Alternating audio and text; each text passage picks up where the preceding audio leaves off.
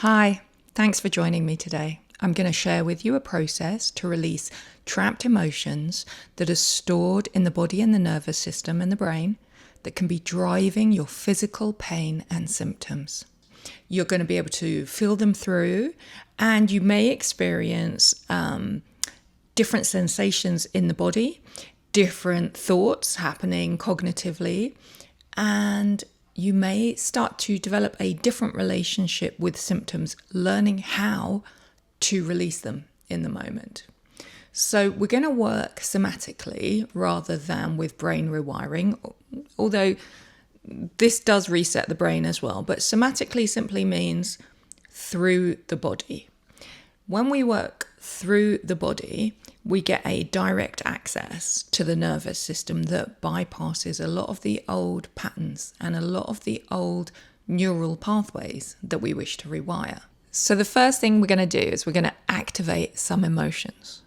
And I'm going to give you two entryways to choose from. So you can choose out of option 1 or option 2 how you would like to start bringing emotions up in yourself. Before you go ahead, I must give you just some advice that you need to think about what your capacity is right now and stay within your window of tolerance. And because I'm not your practitioner, if you're watching this video that I've put out, I want you to make sure you think about an event that was small. You want to work with them gradually. That means very small things, not every day. And then over time, as you notice they don't have a negative effect on you, then you can build up. Another way to help you also prepare to do this work is to create safety in your healing journey. So I'll put something here to help you begin to create safety. Giving rewards to the nervous system is very helpful for this. So safety actually allows you to release more and not then get an increase in symptoms. So a lot of people that I've worked with and guided always want to skip building safety. They want to skip anything that sounds soft. They're like telling me, and maybe you as well, I don't know, but they're telling me things like, look, you don't understand. I'm an athlete. I'm a marathon runner. Or I do ultra marathons. I'm someone who used to do 4 days running through the night and the day with hardly any need for these basics. And they're not necessarily yet realizing that actually brought them to a chronic health condition.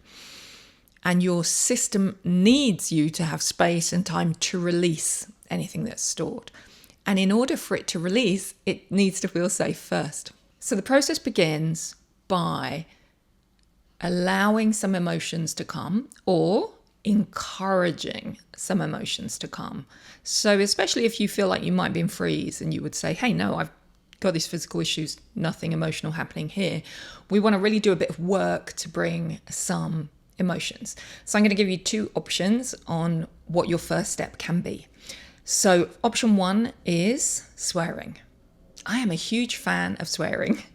Okay, now you want to say out loud some hard sounds like the k, ck sound. K, k, k is a very hard sound in the English language. So you want hard sounds. So words that include hard sounds. I'm not swearing right now because YouTube penalizes creators who swear a lot on camera. So you want to say a swear word of your choosing 3 times in a row, nice and loud. Swear, swear, swear, and see what comes. Wait a minute, breathe. See if anything pops up. Now, if you're swearing, the most likely emotion to come might be anger. Now, another way to help that anger come, this is part of the swearing technique, is to think about your symptoms. If you're like, I've got nothing to be angry about. I mean, people are really nice to me. It's just this goddamn physical issue. So allow yourself to think about the symptoms, think about how it's ruining your life or changing your life or limiting you, and allow yourself to swear a few times and see if you can get any sense that, yeah, maybe there is a little bit of anger there. It's okay if you're not feeling it strongly. Option 2 is to do some journaling. Now, journaling can allow you to access in a safe way some buried events that also can be connected to emotion. For example, it might be the easiest to bring up emotions through journaling. It might be the easiest to think of something sad and write about it. It might be something that happened to you. It might also be how you feel about symptoms. You might have a lot of grief about all the things you've missed out on in recent times because of these physical symptoms. So to journal, you want to write something across the page to help keep you on track. I would suggest this prompt to help you begin. You can write across the top of the page, what am I feeling sad about? Or what makes me sad? And then allow yourself a few minutes of writing. Now, anywhere between 5 minutes and 15 minutes is great. Just free thinking, letting anything come through. What you may find at the beginning with journaling is that nothing comes, and that you are like just sitting there with a pencil, or just like waiting, going, I've got nothing. I don't want to write about this, or I feel blank. But give it some time and keep looking at the prompt. You just keep looking at this thing. What am I sad about? Or what makes me sad? Give it a moment. Give it a few beats. And then we're going to go on to step 2. In case you're new here, I'm Amari Love, and I recovered from 3 decades of chronic illness and cancer. And I'm a somatic and mind-body coach and a writer and filmmaker, and I share everything I learned here on this channel. Once some sort of emotion starts to be present, then the next thing is to see if you can feel into your body. Most of us live sort of neck up. People are really living in their heads often, and it's difficult to even feel the sensations in the body. But all one has to do is take a breath in and see if you can send your attention down with an in-breath. One of your upcoming breaths. Feel where that breath goes. Now, you might not be able to. Very many people are not actually able to get a sense of the air. But just imagine it's going in, it's going down the back of your throat, it's going to your chest. Is it reaching your solar plexus or your belly? Is it stopping up here at your throat? I'm not suggesting you need to breathe deeply. You don't have to change your breathing at all right now. Just notice the feeling of air. This is already putting your attention inside your body. Then see, perhaps, as the air goes in and out, can you feel anything in your throat? Do you have a sore throat?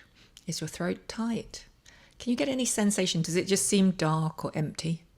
This is valid. This is describing something too. How about your chest? How's your chest feeling right now?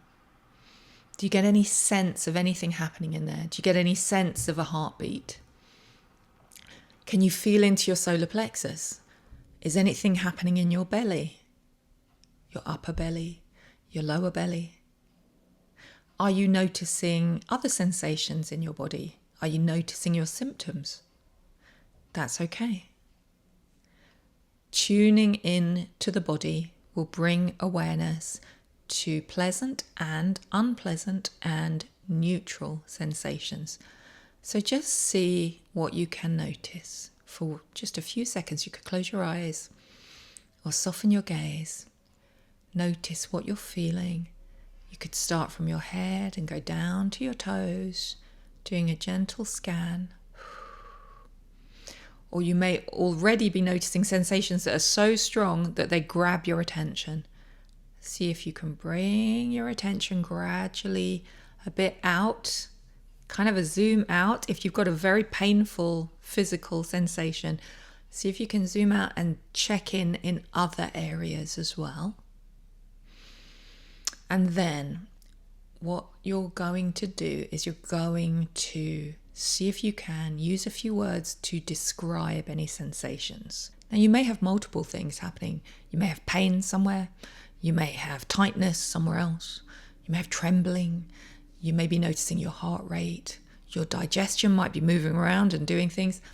So choose one to begin with. Choose one area. It might be your chest, or it might be your throat, or it might be your arms, it might be your head.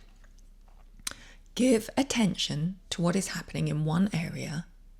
Simply almost send your mind's eye there to explore it. Become curious. Now, that could be very difficult when sensations are very unpleasant. I know that. I know that it might be very painful. But if you can become curious and look at it a little bit with your mind's eye, it might already begin to reduce in intensity. So I'm going to give you some words to help your descriptive abilities, because as you become curious, you also want to maybe say out loud a few words that describe it. Here I'm looking at my iPad here. Okay, so here are some words that might help you. Airy, alive, bloated, blocked, congested, shivery, smooth, soft, tingly, jumbly, numb, open. Okay, now your words don't have to make any sense. I don't think it needs to be conscious or intelligent. A lot of people with chronic conditions are highly bright, motivated, high-achieving people. And something that happens is if I invite you to do an exercise, you want to do it really, really well, or you don't want to do it at all. But this particular thing, I would invite you to just do it badly. Because the whole point is that you're feeling into your system and you're looking and exploring with curiosity. How good the words are that you use to describe what you find are not that important. But it is good to say it out loud. So it might be temperatures. It might be like, shoulder, hot, red, squiggly. I don't want you to censor yourself. I want you to just say whatever's there. So it might not make sense. You're just describing sensations with the best that you can with words. And the words aren't exactly a fit for what you're seeing. It's like when you try and describe a dream and you don't have quite the right way to describe it. Yeah. So it's not, you don't need to write it down, by the way. If you say it out loud and then let it go, it's good, because a lot of these sensations are going to move through. You may find it starts here, then it changes, something else happens, something else has a stronger sensation that pulls your attention, and you go back, and let's say if it were my shoulder, and if I check it, maybe it's smaller or it's changed into something else, and now it's golden and dust or moving or vibrating. These sensations can change.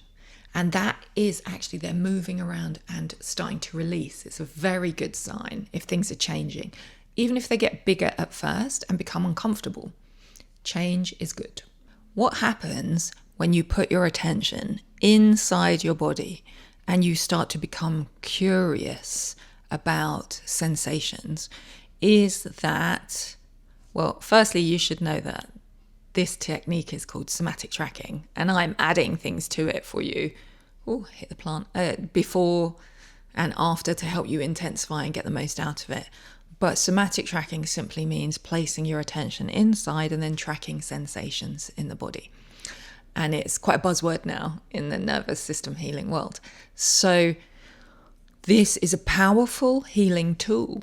So just by knowing this, you already have just got another tool for your tool belt of somatic tracking that you can do. So once you've described a sensation or a few sensations, I want you to then go and do, or stay where you are and do a gentle activity that is uplifting for this exact reason. That might be some soft comedy or some soft soothing music, or it might be thinking positive thoughts, doing a visualization of your future. I could put a meditation on screen that I have. There's a future meditation that will help you connect to very positive feelings and positive thoughts. Or there's an affirmations about healing light that you might like. That's a guided audio. I want you to do something that takes you up towards a happier vibration after feeling through something that's unpleasant. So we're teaching the system a little bit of unpleasant sensations back up to pleasant, a little bit of unpleasant. You could do this throughout your day. You could do 2 minutes at 11 a.m., 2 minutes at 2 p.m., 2 minutes at 5 p.m., for example, to just feel into those sensations in the body. Now, the next thing that might happen when you're feeling into those sensations is you might receive information. So what might happen is you might get senses of things being strange. Like I often see colours. So I might go, oh, it's yellow. Oh, it's round. Oh, and I want you to allow this. You might also receive emotion. So you may find that the emotions that you journaled about, the emotions that you were feeling from swearing before beginning, looking inside you, now intensify. You may find that anger comes strong or that sadness comes strong and that it's localized in that area where the sensations are. And if that's the case, I want to invite you to do the next step, which is this. I want you to allow that emotion. You may think, I'm allowing everything. I want you to verbally allow it. So that would look like this. You might put your hand on your heart and you would say, I allow this anger. This anger is allowed to be here. Or, I allow this sadness. And then you're still giving attention to that sensation. You're still noticing it, feeling it, looking at it with your mind's eye. And you're saying to the sensation, I allow this grief to be here. Or I allow this anger to be here. Now, what you may notice is that emotion grows bigger as you verbally say out loud that you're allowing it. This is actually what we want. You may feel like, oh, I don't know if I want that. Write in the comments. If you're really unsure, if you're like, I don't know if that's such a good idea, Amari, to just, let me know what you're thinking. Because most of our lives, we have been trained to not feel or express anger, to not feel or express our emotions. That's why they're buried. So it might feel like, I'm not sure I want to intensify it. But the more you can intensify it and bring it up and out, we want it up and out. So you may notice the body sensations intensify or changing or shifting. And then I'm going to give you my last step for you to complete this practice. I'm going to get you to encourage the physical sensations to release from your body. So I'm going to ask you to imagine that whatever you're feeling, let's imagine I'm going to go back to my shoulder idea, which wasn't real. I just was saying something to give you an example. Let's go back to this shoulder idea that I had that was, I think I said it was squiggly. I can't remember what else I said.